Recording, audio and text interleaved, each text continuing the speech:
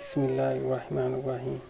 آپ دوستوں سے گزارش ہے، اگر میرے چینل پر نئے ہیں تو پلیز میرا چینل سبسکرائب کریں۔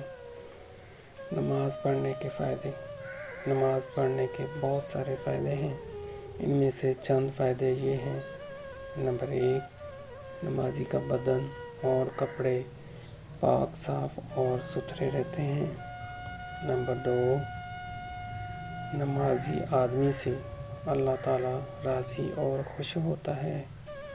نمبر 3، حضرت محمد صلی اللہ علیہ وآلہ وسلم نمازی سے راضی اور خوش ہوتے ہیں۔ نمبر 4،